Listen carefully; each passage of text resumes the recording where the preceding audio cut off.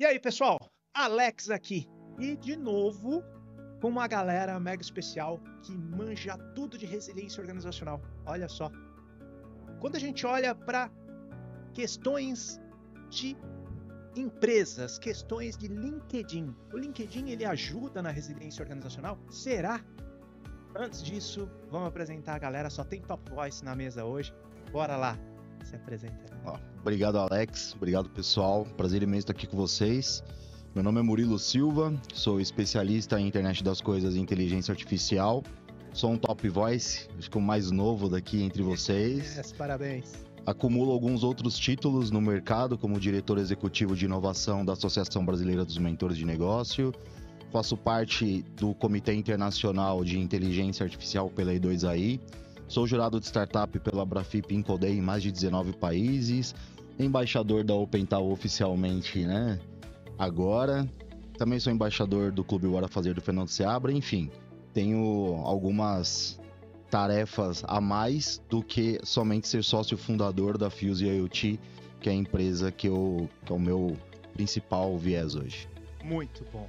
E também com Christopher Toia, tudo bom, Marajá? Como é que estamos aí? Eu, Marajá, no LinkedIn, também Top Voice. Hoje é o dia do sindicato do Top Voice aqui.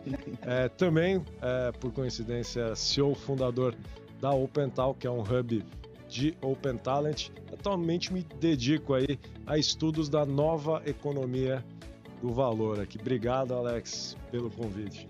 Valeu. E também com outra fera que é... Meu nome é Lucas Gomes, obrigado, Alex, pelo convite, é um prazer... Desculpa, obrigado, Alex, pelo convite. É um prazer... Isso não vai ser editado. É um prazer estar aqui com vocês. Também sou Top Voice no LinkedIn, tenho uma empresa chamada On The Skin, que é especializada em transformar executivos em influenciadores corporativos para gerar resultados de negócios B2B para empresas. E vamos explorar aqui os assuntos de hoje, estou animado aqui para aprender com todos vocês. Muito bom, vocês viram, né? Só fera na mesa, gente com muita experiência, que essa é a proposta do Business Agility 5 Dimensões. É fazer com que empresas sejam realmente ágeis. Por isso a gente traz pessoas com expertises diferentes, em posições diferentes. Já recebemos médicos, já recebemos empreendedores, gestores de grandes empresas, diretores de produto, enfim. Por quê? Porque a perspectiva é diferente e os desafios também são diferentes. Ter um negócio realmente ágil não é simples. Bom, olhando para esse ponto, quando a gente olha para a questão de resiliência organizacional, eficiência, diminuir o ciclo de venda é eficiência? Mas não tem a dúvida, né? Não tem dúvida, né? Não tem dúvida. E até quando a gente está falando de ciclo de venda, né? O que acontece? O mercado também deu uma esfriada. Então você passou por um período em que basicamente você levantava a mão, as pessoas compravam qualquer porcaria que você oferecesse, né? Logicamente, né, graças a Darwin, essas coisas acabaram e agora você não pode fazer nada que não seja estratégico. Isso em qualquer campo, né? A gente falou no outro episódio muito da área de tecnologia, né? Muito da área de execução, mas quando a gente fala em vendas também, você não pode mais ficar só em demanda reprimida, isso é muito confortável, e aquelas velhas práticas do marketing de só enfiar tráfego, fazer qualquer porcaria, também não estão funcionando. Então agora essa questão assim, resiliência, agilidade, e agilidade não é restrito só a projeto, a tecnologia, mas a constante leitura de mercado, também se aplica na prospecção. Olha que legal, né? Quando a gente olha para a questão, inclusive os próprios algoritmos estão se preparando para isso, né? Eles estão se adaptando e estão conseguindo fazer um filtro maior para conseguir entregar produtos ou serviços ou conteúdos de melhor qualidade, né? Para os seus espectadores. Show de bola! Quando a gente olha para essa questão de diminuir ciclo de venda, né? O posicionamento no LinkedIn, faz diferença? O que você acha, Lucas? Cara, é muito curioso, né? Porque tem uma diferença muito grande entre você oferecer o seu produto para uma pessoa que nunca ouviu falar de você e você oferecer o seu produto para uma pessoa que pediu uma reunião para saber mais sobre o seu produto. Eu acho que isso resume a ideia de que não só o LinkedIn, mas outras mídias sociais vão ajudar muito nessa construção do relacionamento que vão te aproximar das pessoas certas, dos decisores, dos influenciadores, e vão construir relacionamento. É que, na verdade, a gente bota em caixinhas diferentes, mas a construção de um relacionamento e geração de valor de uma forma geral vai auxiliar em reduzir o ciclo de venda, porque se você está usando o LinkedIn para fazer isso e não um evento presencial, é só um outro canal. Mas, de fato, ambos são formas de construir relacionamento, de gerar valor. A forma com que o LinkedIn pode auxiliar a reduzir o ciclo de venda é justamente essa. Você se aproximando dos decisores, gerando valor com conteúdo relevante, relacionado às dores que o seu produto resolve, e aí, através disso, você aumenta o nível de consciência sobre aquela dor e também aumenta a preferência daquele decisor sobre a sua solução. Com isso, quando ele chega para uma reunião com você, ele já está muito mais pronto para comprar, e isso reduz todo o esforço comercial, inclusive que aumenta a eficiência operacional da operação comercial. Muito bom, muito bom. Olha só, às vezes você pode achar que a gente quer falar de LinkedIn, mas não. A gente quer falar do seu negócio, né? Todo mundo quer vender mais. Você conhece alguém que não quer vender mais, Murilo? Eu Não quer vender mais? vou contar um case pra vocês. Eu tô vivendo uma fase na minha empresa que é um boom de vendas. O nosso executivo comercial, Gabriel, eu te amo, cara, mas você não pode vender mais esse ano. Já tá com a venda? Não consigo entregar. Precisa escalar. Pois é. Então, chegou um momento em que você apura de tal forma o teu alvo, o teu processo, a forma como você trabalha, identifica o lead, aquece e traz ele pro final do fechamento, que se você não estiver preparado para entregar, você acaba se queimando no mercado, você não fatura e você pode até quebrar. Olha aí. Eu conheço muitas empresas, muitas startups que quebraram exatamente nessa fase, Isso que aconteceu. está escalando, não consegue entregar, né? E aí você tem debandada de time, se você não souber lidar com pessoas, o seu vendedor se frustra porque ele vai vender mais, mas a empresa não vai entregar, então tem todo um ciclo. A brincadeira, é claro, né? Quem é que não quer vender? Mas é importante se pensar no contexto de que você pode vender o quanto você quiser, desde que você tenha competência para entregar, né? E uma coisa que ele falou, que o Lucas falou, que eu acho que é muito importante, é a criação do relacionamento, né, com o cliente. A relação de consumo mudou. O Toya falou, antigamente eu olhava uma marca na televisão e eu comprava pela marca. Hoje as pessoas compram de pessoas. As pessoas compram primeiro o Toya, primeiro o Alex, para depois entender o teu produto, né? Então, olhando um passo atrás até de vamos usar o LinkedIn como uma ferramenta, é o vendedor se enxergar como a principal ferramenta de venda e não somente o LinkedIn. Muito bom. É ele se melhorar nesse processo também. Dá um gancho nisso que você trouxe, que é muito importante. Esse eu acredito que é o grande calcanhar de Aquiles em empresas que estão em fase inicial, né? Aconteceu comigo, né? Você falou, poxa, vender a mais da capacidade de entrega. Meados de 2000, eu tive uma empresa que ela era incubada daquele projeto incubadora de empresas no CIETEC, da USP. Todo mundo conhece. Nesse tempo não tinha o termo startup, né? Era incubadora de empresas para empresas que têm potencial de crescimento. Bom, maravilha. Eu participei da Feira do Empreendedor e na Feira do Empreendedor nós fechamos 180 contratos. Que isso? Tá? Sonho. Só que o que aconteceu, eu não tinha um time pronto e um produto pronto naquela época para atender os 180 contratos. Sabe o que aconteceu? Eu fui parar no hospital. Verdade. Eu fui parar no hospital, fiquei internado 3 dias com estresse agudo, né, com risco de AVC e tudo mais. Quando eu voltei, replanejei tudo, reestruturei minha empresa para atender e essa empresa chegou a 40 mil usuários espalhados pelo Brasil. Moral da história, a lição de casa precisa ser feita, né? A pergunta que precisa ser feita, que é muito comum, né, na indústria, eles fazem essa pergunta: qual que é a minha capacidade produtiva? Né? O quanto que eu consigo entregar com qualidade, porque o ponto não é vender, né?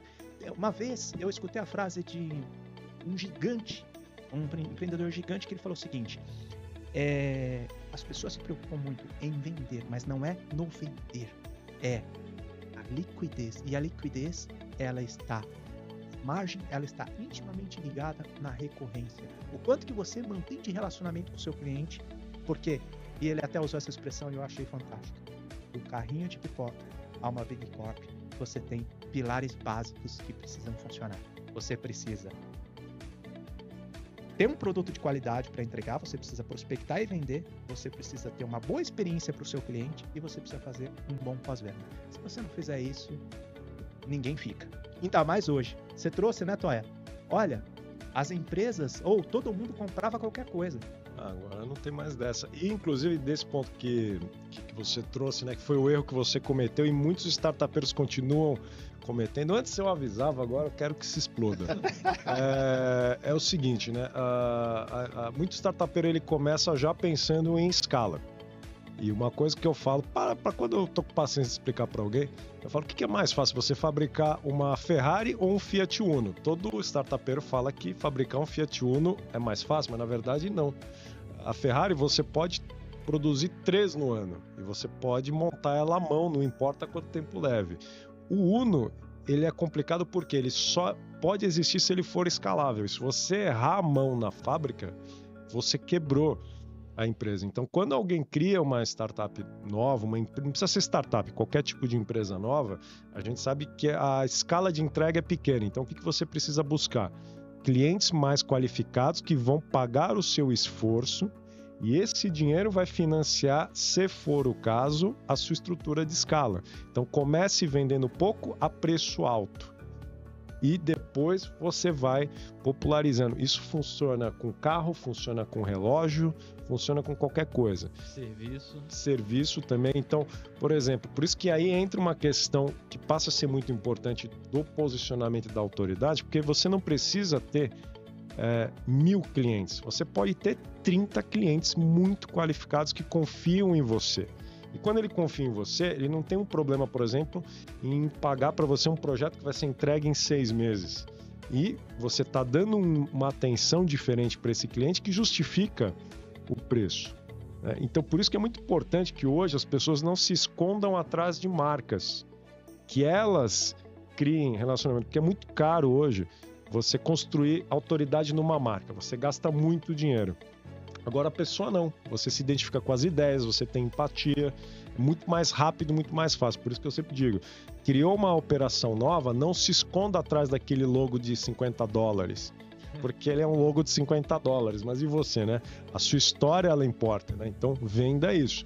Depois aquele logo seu de $50 pode até virar um logo de $1000. Pegar o gancho nisso e passar pro Lucas.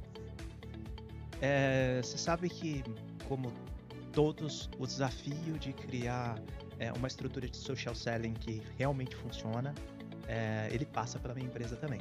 E aí estamos falando da FMG e não do Business de 5 dimensões. E olha só que engraçado, eu vou jogar pro Lucas para ele trazer mais contexto técnico com relação a isso. Eu comecei a olhar e eu falei, bom, primeiro o que eu fiz, fui lá, contratei uma big agência para tomar conta da nossa estrutura e começamos com a marca. Só que aqui eu percebi, o engajamento com relação à marca, ele não era tão alto. E aí eu falei, pô, o que será que está acontecendo? E eu fui fazer pesquisa de campo mesmo, eu fui olhar as marcas concorrentes, inclusive as bigs, e aí eu via que o engajamento era baixo em todos os sentidos. Mas essas marcas que tinham embaixadores por trás dela, que tinham inclusive às vezes o dobro dos seus seguidores, ou triplo, 4, 10 vezes mais seguidores do que aquela marca, eles acabavam gerando um negócio indiretamente. Essa é a grande sacada do LinkedIn. Cara, tem uma métrica que é muito importante, e eu acho que o ponto aqui é, você descobriu isso. Talvez a maioria das pessoas está indo por um caminho de gastar muito mais dinheiro investindo na página da empresa e não tendo resultado e achando que está mandando bem. Mas existe uma métrica de uma pesquisa feita dentro do próprio LinkedIn que mostra que o conteúdo de perfis pessoais tem 10 vezes mais alcance orgânico do que o conteúdo de páginas empresariais no LinkedIn. Olha aí. Isso vem de um motivo muito simples. Imagina como seria chato você abrir o LinkedIn e só ter publicação de empresas no seu feed. Então o LinkedIn, ele incentiva, né, que as pessoas publiquem conteúdo e restringe o alcance orgânico das empresas para que elas paguem por anúncio na plataforma, equilibrando essa balança de relevância de conteúdo com conteúdo pago, né? Então, de fato, uma das chaves de uma estratégia bem sucedida para gerar negócios B2B no LinkedIn, e eu tô falando mesmo de, assim, se você tem uma consultoria pequena e quer brigar com as maiores consultorias do mundo, a última coisa que eu faria seria investir na página empresarial. Com certeza eu investiria em transformar os sócios dessa consultoria pequena numa Ferrari, fazendo alusão aí ao que o Toya falou. Porque a Ferrari, ela tem diferenciais muito específicos ligados à capacidade de personalização, inclusive, que talvez uma grande consultoria global nunca conseguiria atingir, né? Então, com certeza, a estratégia dentro do LinkedIn que faz mais sentido, eu não diria que você precisa inviabilizar ou não investir nada na página corporativa, eventualmente vai fazer sentido, mas eu daria foco nos perfis pessoais dos sócios da empresa, pensando em gerar resultado no curto, no médio e no longo prazo. Até porque eu costumo dizer para as pessoas, né, que o investimento mais relevante que você pode fazer na sua vida é na sua marca pessoal. Seja um investimento em educação, seja um investimento na sua imagem, seja um investimento na distribuição do conteúdo, porque esse investimento só não vale a pena se você morrer. E eu acho que ninguém aqui está planejando morrer em breve, né? Posso tirar uma dúvida? Vai lá, Se me permite? Vai, pelo amor de Deus. Do que você falou, eu concordo em gênero, número e grau, porque eu vivo isso na minha página pessoal. Eu tenho um engajamento, uma quantidade boa de seguidores no LinkedIn. E a página da minha empresa só tem um engajamento bom quando eu posto coisas pessoais. Sim. Por exemplo, tô lá na Rede Record agora, a Batalha dos já tô dando spoiler. Na Batalha das Startups. Quando vai ser? Já tá rolando. Tá rolando. Tô indo pra semifinal agora. Não ser? pergunta quem ganhou, que eu não vou, juro que eu não vou falar. Ah, tá tudo bem. Mas quando que vai ao ar? Já tá rolando. É toda segunda-feira, 11 horas da noite. Ah, então acompanhem. A próxima segunda? Próxima segunda agora vai ter outra rodada, mas não vou ser eu. Aí a terceira vai ser eu de novo. Aí já é semifinal, depois a final, assistam. Depois manda o link que a gente publica aqui no vídeo. Sim. Pra galera assistir Legal. também. Obrigado. Então, quando eu publico coisas pessoais, na minha página profissional, dá uma engajada e sobe violentamente. Mas dentro do que você falou de posicionar os sócios, eu fiz isso para contextualizar minha pergunta, eu tô vivendo isso agora. E eu vejo que existe a eminência de uma ruptura do Murilo branding Murilo pessoal com o Murilo sócio. As pessoas não estão conseguindo associar as duas coisas, mesmo eu posicionando a minha empresa. Tá indo mais o Murilo, Sim. né, do que tá indo a minha empresa. As pessoas estão comprando mais o Murilo e estão olhando menos a minha empresa. Dá uma dica pra mim, pra quem tá assistindo, com certeza deve estar passando isso. Como é que você acha que a gente pode resolver esse perigo para isso não acontecer? Você desloca o sócio, faz o sócio brilhar, a empresa brilha menos, mas para que não haja uma ruptura aqui. A empresa pode ser vendida depois. Como é que fica isso também? Alavancar os dois. Só me diz uma coisa. Qual que é o seu medo? O que você não quer que aconteça? É difícil falar porque eu sou leonino. Então eu quero mais aparecer, né? Mas o meu medo é que a minha imagem sobreponha a empresa de tal forma que as pessoas não estejam interessadas no produto da minha empresa, só no produto Murilo, na minha palestra, na minha mentoria. E depois eu também tenho uma gancho. Aí eu tô ninguém vai querer.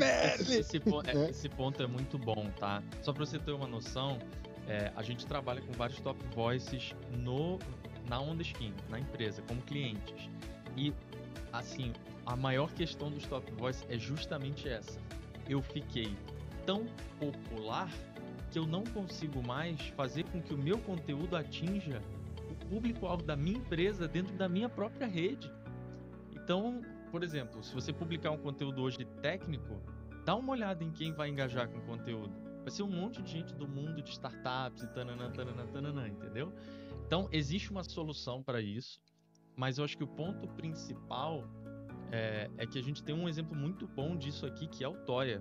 O Toya, ele começou de uma forma muito específica no LinkedIn, como CTO as a Service. Ele foi criando outras empresas complementares, foi validando os produtos com a audiência dele no LinkedIn e foi criando um ecossistema, um portfólio, vários produtos, várias empresas que atendem diferentes nichos dentro do público dele. mas ele não tem 70 mil, 100 mil seguidores, acho que você tem o quê? 21 mil. 21 mil. São qualificados para alguma das soluções que ele atende, e de fato ele não ficou popular, mas ele ajudou a vender as várias empresas com as quais ele está envolvido, entendeu? Então, para você, eu acho que é desafiador, porque você tem uma empresa B2B com um público-alvo muito específico, enterprise, que você vai fazer um trabalho de account-based marketing, né, no 1 a 1 ali, e ao mesmo tempo você tá saindo na TV, cara. Você é tipo o Shark Tank, que no meio de... Ontem eu falei com a assessoria de um dos Shark Tanks, enfim, no meio de 160 mil seguidores, você tem que falar com 300 startups para selecionar elas. Como é que a gente resolve esse desafio, tá? Assim, primeiro é entender muito bem qual é o seu foco, o seu objetivo. Porque você pode chegar e dizer, não, eu quero dar palestra. Se respingar um pouco na minha empresa, ótimo. Então, beleza. Então, você tá tranquilo. Agora, se você chega para mim e fala, Lucas, não tá dando certo. Eu não tenho o objetivo de dar palestra. Eu não tenho nem tempo para dar palestra. Eu quero focar na venda aqui dos meus produtos da minha empresa. Daí a gente vai começar a ignorar pedidos de conexão e mais uma série de outras coisas, entendeu? Mas a resposta para isso, geralmente, ela parte de você ter uma segmentação, você nichar sua própria rede para aprofundar o relacionamento com quem faz parte do perfil de cliente ideal da sua empresa e você ter uma linha editorial que tenha conteúdos mais populares e que tenha conteúdos mais técnicos. A questão é como você garante que as pessoas certas, que são aquelas 100, 200, 500 na sua rede, estão recebendo os conteúdos certos. Porque senão você vai publicar um conteúdo técnico e os seus fãs do mundo de startup vão curtir e não vai chegar no diretor de transformação digital da grande indústria, entendeu? Flopa pro público. Você tem que ter uma estratégia que equilibre esses dois pontos, mas a chave tá nas DMs, nas mensagens privadas mesmo, de como você vai direcionar o conteúdo para as pessoas certas e você interligar isso com outros canais, convidando, por exemplo, para live, para podcast e tudo mais, um pessoal um pouco mais técnico. Muito bom. Uma aula. Deixa eu pegar um gancho rapidinho nesse assunto, que aí vai conectar no que você trouxe e aí você complementa na sua tese, tá? Olha só que engraçado, né? Uma consultoria de boutique que atende grandes clientes. É o caso de uma das minhas empresas. Legal, fechado. Só que o que a gente descobriu? A gente descobriu que essa relação elefante-formiga, ela é perigosa para os negócios. Por quê? Porque você tem ali uma dúzia de contratos e geralmente uma representatividade com relação ao seu faturamento. Tá? E a gente pensou o seguinte, bom, pera lá, a gente precisa ter produtos e serviços para empresas menores, para conseguir ter uma escala maior, para não brigar com gigantes que não faz sentido. E tudo bem, os gigantes chamam a gente, as consultorias gigantes chamam a gente para entregar aquilo que eles não conseguem entregar. Tá? A gente acabou de fazer isso num caso, depois eu mostro aí nos bastidores para vocês, trouxe até o case do trabalho aí. Mas o grande desafio é o seguinte, quando a gente olha para elevação de uma marca pessoal ou não, e aí vocês me corrijam se eu estiver errado, né? Eu sofri isso na pele recentemente.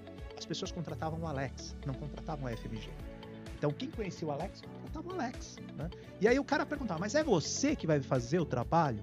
Eu, cara, eu tô na frente do trabalho, eu tenho um time que me ajuda a fazer isso e a gente vai entregar. Fica tranquilo, com a mesma qualidade que você viu aquele outro trabalho, etc. Porque eu já conhecia, eu veio por uma indicação.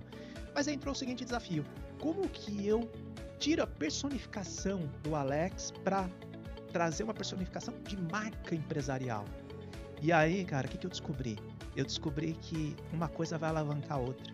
Então, quando você tem uma marca pessoal forte, quando você investe em branding na sua marca, automaticamente ela explode. Então, assim, ela acaba... É isso, Lucas? É isso, Toya? Vocês que têm mais experiência com isso?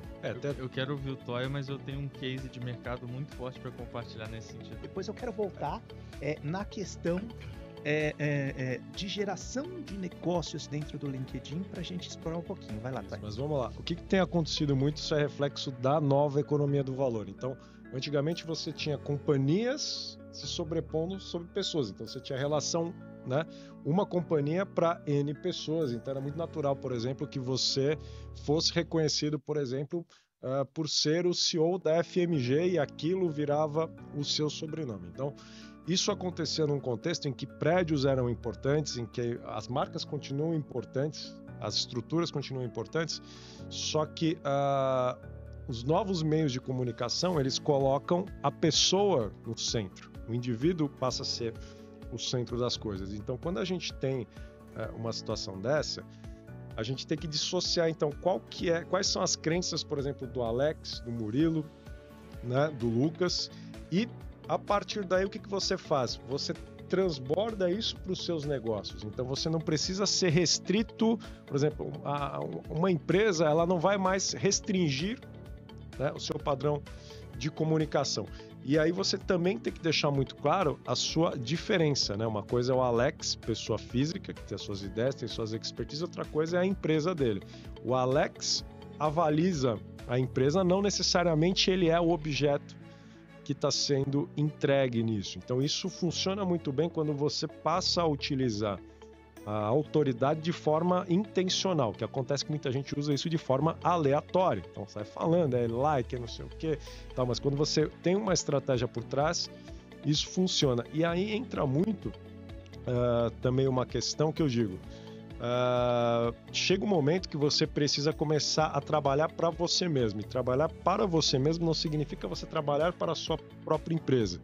Uma vez, ontem mesmo, eu peguei um Uber, e a pessoa falando lá da vida dela e tal, falei, acho que você devia começar a investir tempo em você mesmo. Não, mas eu sou dono do meu negócio. Não, você não é, você está me levando para o meu escritório, você não vai para o meu escritório. Se você estivesse indo para sua casa, você estaria dirigindo para você. Então, isso acontece também. Então, quanto do seu tempo você gasta atendendo aos outros e quanto tempo você gasta em coisas que são para você, como, por exemplo, construção de autoridade. A autoridade, ela é sua, ninguém vai tirar. Ela pode servir a sua empresa atual, pode servir aos seus próximos negócios. Quando você investe em educação, a educação ela é sua, né? E ela não desgasta quando você usa aquele conhecimento. Quando você constrói, ela até se multiplica. Então, isso é um ponto que a gente traz, principalmente uma mudança de paradigma do passado para o presente. Então, no passado, basicamente, era o quê? Você só servir ao próximo e acabou e morrer com isso e ainda transferir a sua alma para uma pessoa jurídica. Agora não. Você pode ser um concentrador de tráfego e transferir isso para qualquer pessoa jurídica que você se relacione, né? Então, isso é um ponto. Acho que o quão intencional você faz isso é o que determina o nível de sucesso dessas transferências. Agora a pergunta que não quer calar, que é a do Alex. Como é que você desassocia ou transfere a marca pessoal para uma marca corporativa, né? De novo, o Toy é um ótimo exemplo disso, porque ele transformou o que era um negócio dele, uma consultoria de CTO as a Service, né? Um serviço de CTO as a Service para vários outros empreendimentos, e ele continua sendo o empreendedor serial ali que ajuda a gerar negócios e gerar valor para esses empreendimentos, né? O que eu acho que é super importante é esse ponto que você mesmo mencionou, que é a sua marca pessoal transfere valor para a marca corporativa e a marca corporativa reforça seus princípios, seus valores na marca pessoal. Tem várias formas de fazer isso, mas nenhuma delas é a resposta. Por exemplo, eu criei a metodologia influenciador corporativo em 2018. Só que o que dá valor para a metodologia não é ela estar registrada no INPI como propriedade intelectual. O que dá valor é quando sai uma matéria na Forbes, uma pessoa que eu nem conheço, colocar na minha comunidade que estão usando a expressão que eu inventei. Legal. Então é esse tráfego que o Toya falou. Então você traz essa autoridade para sua marca pessoal, você fala sobre assuntos que você domina, você, por exemplo, gera tráfego para o seu perfil pessoal no LinkedIn, a pessoa vê que você é sócio da empresa tal. Então ele associa diretamente. Agora, como que você vai sair da operação? Essa é a grande pergunta, né? Esse é o grande desafio que você tem. Porque o seu caso, a sua autoridade está muito ligada a uma expertise técnica muito específica, né? Então, é um processo que tem que acontecer lentamente. O case que eu trago aqui é o do G4 Educação. Eles foram de 0 a 100 milhões de reais de receita, se eu não me engano, em coisa de 2 anos. Eu já quebrei esse case para dar uma palestra. Assim, de 0 a 10 milhões de reais, eles cresceram em cima da marca pessoal dos 3 fundadores. De 10 a 100 milhões de reais, eles expandiram para um ecossistema de marcas pessoais que envolvia embaixadores, Paulo Guedes, mentores externos, etc. Então eles vão fazendo um processo de despersonalização da marca, mas eu te garanto, quando tiver um treinamento que o Thales Gomes falar que vai dar, vai lotar rápido, mesmo assim. Se você tirar ele, talvez demore um pouco mais para lotar, talvez o preço caia um pouco ou não suba tão rápido. Então, a marca pessoal ela serve para isso, e o processo de despersonalização ele tem que ser uma transição. Aí envolve isso: criar metodologia, criar processo, trazer novas caras para a organização, para gerar essa confiança, porque a grande pergunta é essa: como você gera a confiança de que você vai fazer uma mesma entrega sem que você esteja lá, sendo que você era a única referência até então? Pois é, esse é um desafio, inclusive de escala, porque imagina, se você vende uma expertise que ela é muito específica, eu vou usar a frase de um cliente. Um dia um cliente me chamou, ele falou assim: Alex, eu tenho que te dizer uma coisa, grande player de mercado. Ele falou: o quê? Você tem 22 pessoas aqui dentro com a gente. Ótimo. Ele falou: mas eu tenho que te dizer, é impressionante a diferença quando você atua e quando as pessoas atuam. Ele falou: é impressionante. E aí eu falei: fala mais sobre isso, porque essa conversa está me interessando. Mas qual era a medida que ele estava? Ele estava na medida de um profissional que tinha expertise para trafegar entre produto, engenharia e design. Eu falei: entendi. E na realidade eu tinha especialistas dentro em cada um dos pilares. Você tá falando de 3 pessoas, não de uma. Entendeu? O que acontece? Na realidade ele pensava que esse time tinha que ter essa mesma capacidade de trafegar em assuntos tão diferentes com profundidade. Eu falei: olha, esse é o grande desafio. Se você achar, aonde você achar... eu quero dois, quero, né? Mas não acha. E quando você acha, esse cara tem uma fila na porta que quer ele. Né? Eu falei: então, esse é um desafio da gente conseguir entregar serviços ou gerar valor para ter essa percepção e complexidade. A gente está formatando um produto, uma linha de negócios nova que é para empresas que faturam entre 1 e 100 milhões, 1 milhão e 100 milhões por ano, que é justamente essa pegada. Resolver problemas específicos de maneira simples, rápida, e não só com a utilização da expertise pessoa, mas aportando ferramental e etc. E aí, pegando o gancho nisso, para a gente encerrar, inteligência artificial. Inteligência artificial ajuda, cara, na questão da eficiência da empresa, inclusive olhando para a questão de LinkedIn. Pode ajudar e pode atrapalhar. Fala mais sobre Depende de quem tá do outro lado do prompt. Né? Uma das questões, cara, que eu fico olhando, assim, bastante consternado das empresas no afã de querer usar a inteligência artificial é o fato delas não saberem o que é inteligência artificial. Já começa por aí.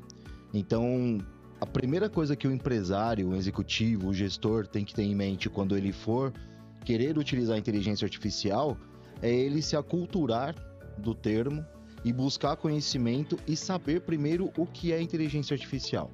Entender o que é inteligência artificial, olha para dentro da sua empresa e veja aonde você pode usar a inteligência artificial. Não é algo genérico, que eu vou usar o ChatGPT para tudo, vou usar o Midjourney para tudo, vou usar o Sora, agora eu posso usar o Copilot para fazer minhas apresentações. Pode, mas está muito longe de ter a qualidade de um designer de verdade, né? Então, quando o empresário ele quer ter eficiência com a inteligência artificial, ele precisa saber aonde ele quer ter eficiência e qual ferramenta ele vai utilizar, e ele só vai conseguir fazer isso sabendo o que é. Deixa eu pegar o gancho nisso, rapidinho para você complementar. Sim. A gente tem alguns níveis de inteligência artificial. Sim. A restrita, que que é o que a gente está vivenciando agora, né? Até a inteligência artificial, que ela é a mais poderosa que existe, que ela não depende de um contexto, ela aprende tudo e qualquer coisa, mas a gente não tá nesse nível ainda, né? A Skynet. Né? A gente tá no nível ainda das IAs restritas, né? Quando a gente olha para IA restrita, utilizar essa IA sabendo como utilizar, e eu vou trazer para você pegar um gancho, eu vou trazer um case, tá? Nós tivemos um cliente que estava com problema de qualidade no desenvolvimento de software, qualidade. Eles aceleraram, mas perderam a qualidade. O que nós fizemos?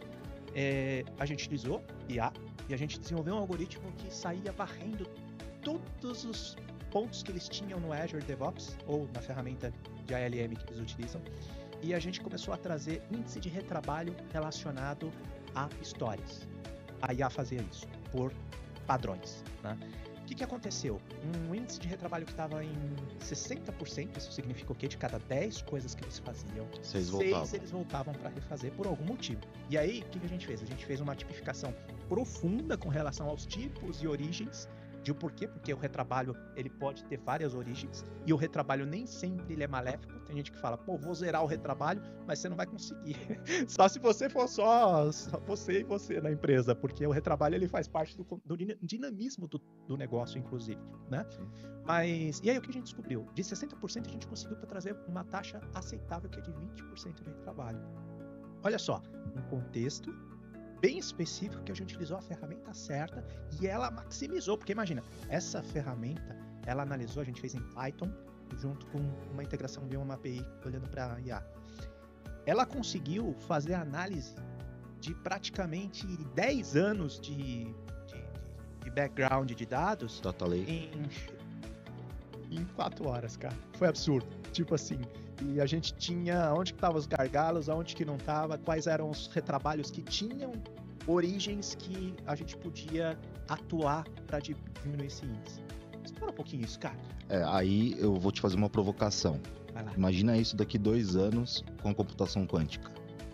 Na hora que isso estiver aberto. Você vai fazer isso em segundos. Né? Então você vai ler dados de 10 anos e dar milhares de insights e oposições diferentes de insights de dados em segundos. A grande questão que você está falando muitas vezes também, você tinha dados. Tem empresa que quer usar inteligência artificial e não tem dados para servir de base. Olha que importante. Quer usar inteligência artificial, não tem ninguém do outro lado que saiba realmente executar as tarefas e identificar aonde a inteligência artificial pode fazer, como você conseguiu identificar, né? Então, falando da universidade, da diversidade que a gente tem de inteligência artificial, eu costumo falar que o ChatGPT é uma formiga que está andando aqui embaixo dessa mesa. E a inteligência artificial é essa sala. Tudo que compõe aqui, cada parafuso, cada coisinha é uma inteligência artificial poderosa que compõe o todo. E o ChatGPT é só a pontinha da pontinha do iceberg do que a gente está falando. Então, existe uma visão que não é somente a IA ser restrita, mas a visão de quem está usando ser restrita. Olha que legal. Também. Então, por exemplo, ChatGPT, eu vou apanhar, eu sei, mas eu vou falar. ChatGPT não é inteligência artificial. É um algoritmo com modelo estatístico que gera textos baseado numa base. Baseado numa base é meio pleonasmo, né? Mas baseado em em dados, em textos. Ela faz isso. O ChatGPT não toma decisões. O ChatGPT não consegue aprender sozinho e sem base de dados e tomar decisões como a gente faz em indústria 4.0. Essa é a avançada. Em indústria 4.0 eu coloco um algoritmo com meia dúzia de linhas, eu volto lá um mês depois, tem 2 milhões de linhas. Porque ela pega os dados, ela aprende sozinho, isso é IA de verdade. Então, existem muitos entraves que são culturais quando a gente está falando de IA, tanto para o mercado corporativo, quanto para a educação, quanto para a saúde, quanto para o governo. Tem um abismo grande ainda, cara. Mas a gente não tem acesso à inteligência artificial. O ChatGPT não é inteligência artificial. Eu vou dar um exemplo do que é inteligência artificial aqui e todo mundo vai concordar. O Iron Dome de Israel é inteligência artificial. Ali eu tenho modelos estatísticos, mas a máquina aprende, ela toma decisões e ela tem uma assertividade ali de mais de 90%. Coisa que um ser humano não conseguiria fazer. Mas ainda é restrito. Porque ela tá ali aquele ponto para aprender uma área de conhecimento específica, né? Exatamente, é pontual. Como a gente tem vários outros sistemas que, na verdade, é a inteligência artificial especializada, né? Ela é focada para resolver aquilo. Mas não quero assustar ninguém, não. Mas já existe, sim, a inteligência artificial geral. Ah, existe. Ela já tá rolando. Tem um artigo do MIT que, inclusive, fala disso. Tá ouvindo a gente falar pelos nossos microfones. Isso alimenta os feeds de internet, as publicações, as recomendações de filme. Opa, tô nervoso. Não, fica tranquilo, calma. Calma que o pessoal da OpenAI não vai vir aqui pegar a gente, não. Eles sabem aonde a gente tá, qual foi a rota, onde você abasteceu, o que você comeu. Eles sabem tudo sobre nós. Deixa eu pegar um gancho nisso. Dados. Abundância de dados. Porque, cara, vamos lá, né?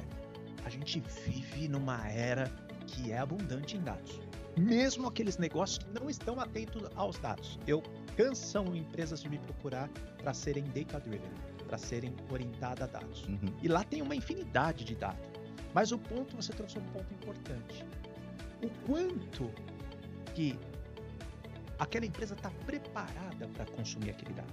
Né? Quanto aquele dado está consistindo. O quanto que a correlação versus a causa, né? Porque quando a gente olha para isso, quando a gente fala, como que eu vou utilizar essa informação? Esse é um ponto. Se eu não sei como utilizar, aquilo não me serve para nada. Aquilo não me serve para nada. Você acabou de dizer, o cara não consegue fazer a pergunta certa pro prompt. Né? Então, logo, eu tenho cases de escritórios de advocacia que utilizam o ChatGPT para se atualizar diariamente. Então, eles chegam, eles têm um persona, eles têm um script e eles perguntam para o ChatGPT todas as atualizações referente a novas judicializações, novas regras ou novas tendências que estão vindo. Ele traz tudo. Na versão paga, né? Na versão paga. Ele traz tudo. Então, olha só. Você saber utilizar e conseguir utilizar o dado que você tem na mão a favor do seu negócio é um grande desafio. Sem dúvida. Aí preparar esses dados, porque olha só, você tem uma grande massa, você falou do data lake, né? Você tem uma grande massa de dados lá, uma série de informações com relação a comercial, referente a vendas, referente a estoque, mas você não sabe o que fazer com aquilo, né?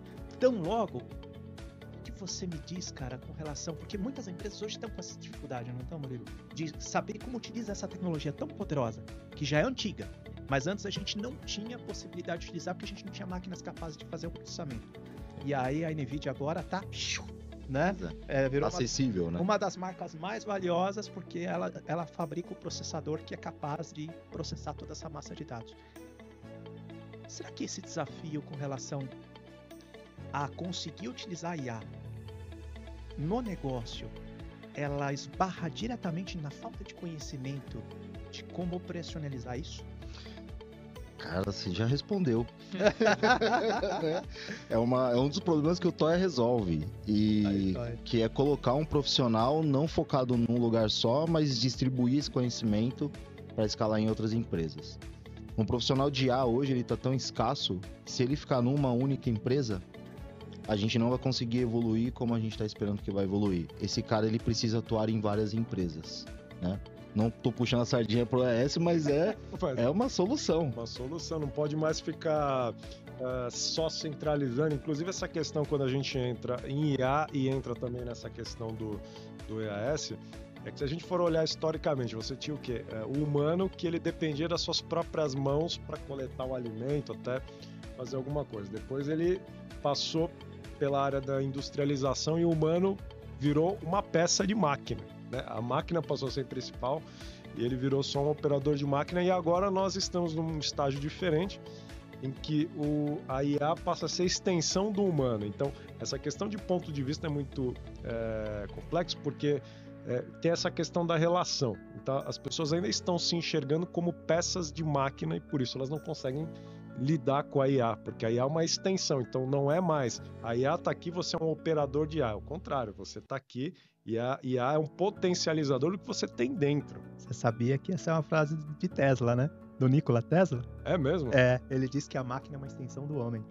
Olha aí, ó. Tesla tinha boas ideias. Se ele tivesse LinkedIn, ele seria um top voice, com certeza. Vai ver, ele tá aqui, ó, bem essa Tesla. Ele tá aí passando. E até essa questão que você trouxe também dos profissionais de ponta serem múltiplos, também é uma mudança de paradigma. Por quê? Se você quer evoluir o mercado, você quer evoluir a humanidade, você não pode deixar o conhecimento restrito num lugar só. Isso é um desperdício. Então, se você tem uma pessoa que é extremamente especializada, ela tem que levar isso e ativar novos negócios. Hoje mesmo eu postei no LinkedIn que as pessoas elas são doutrinadas ao full time, são doutrinadas às grandes corporações. Só que a grande corporação ela já é estabelecida. Então não faz diferença se está você ou se está outra pessoa, ela tem lá o status quo dela. Agora, por exemplo, quando a gente pega o Murilo e fala, pô Murilo, vamos levar o seu conhecimento para 100 empresas, são 100 operações novas, positivadas e que vão crescer, ao invés de uma só. E existe também em toda a grande corporação o problema da entropia, é normal, quanto maior a corporação, menor a eficiência, não tem como. Tanto que as grandes corporações que crescem, elas usam a inovação aberta para crescer. Então elas são o quê? Grandes guarda-chuvas econômicos para pequenas assim, né? Não tão pequenas, mas operações eficientes que tem sim cabeça, tem um time motivado que vai se perdendo se a gente fosse falar daquela big corporação assim que você, a partir do momento que você já começa a não saber o nome das pessoas que trabalham com você, já está na hora de mudar um pouquinho o organograma. Muito bom, muito bom. Lucas, algum ponto, cara, com relação a IA? Pra gente fechar? Eu deixo pro meu amigo. Acho que ele queria falar alguma coisa que eu tava curioso pra saber o que era. Né? Vai lá. Não, mas voltando até no ponto que sim, faltam profissionais. Mais do que isso, a gente tá vivendo uma fase agora, que é a primeira vez na humanidade, na história da humanidade, que a gente tem 5 gerações no mercado de trabalho ao mesmo tempo. A gente tem Baby Boomer, a gente tem geração X, geração Z, Millennial, Alpha e toda Ômega. E quem nasceu em 2002, 2003, hoje tá com 21, já tá no mercado de trabalho, já tá na faculdade. Eu, na minha equipe, eu tenho um desenvolvedor de 80 anos e eu tenho um desenvolvedor de 20 anos. E esse cruzamento cultural, 80 anos e programa igual um moleque de 20. Caraca! Aliás, eu quero conhecer esse cara, eu quero trazer ele aqui. Programa muito melhor, muito melhor. Esse cara subiu a régua na minha empresa, assim, é o Paulo Novochado. Pra você ter ideia, ele pegou Covid, ele ficou 6 meses internado, desenganado, ele voltou, ele só mexia 2 dedos, ele ficou totalmente paralisado. Com 2 dedos, ele entregou 3 plantas da Ambev pra gente. Ó, eu vou pegar um gancho rapidinho. Só pra descontrair aí a gente fechar, mas show de bola, vamos trazer ele. Sim. Minha esposa um dia chegou em mim, né? Ela chegou, os programadores trabalhando, e eu contratei um cara que só tinha 2 dedos. E na época não era muito comum, né? E aí o cara trabalha. Aí ela chegou e falou: mano, você contratou o cara pra programar que só tem 2 dedos? Ela falou: você é louco, você é maluco? Não, calma, ele nasceu assim, ele tem agilidade, consegue, ele vai. Foi. Show de bola. Meus caros, obrigado. Murilo, a gente precisa fazer um episódio só pra falar de IA, cara. Sim. Porque IA, assim, é um assunto que muita gente tem dúvida. Dá pra fazer muita coisa e tem muita oportunidade. Não só oportunidade para acelerar as empresas, como oportunidade de negócio. Sem dúvida. É um assunto muito denso para trazer em tão pouco tempo, né? Difícil. E uma frase, cara, define o nosso encontro de hoje. Evolua sempre e esteja sempre com pessoas melhores que você. Yes. Invista um pouco do seu tempo em você mesmo. É a melhor coisa que você pode fazer. Boa. Siga esses caras e entenda mais sobre inteligência artificial. Muito bom, muito bom. A minha frase final é a seguinte: esteja atento ao aprendizado contínuo. Aprenda sempre, porque o que leva a gente pro buraco é a ignorância. Gente, obrigado pela presença de vocês. Foi sensacional. Valeu, gente. Beijo.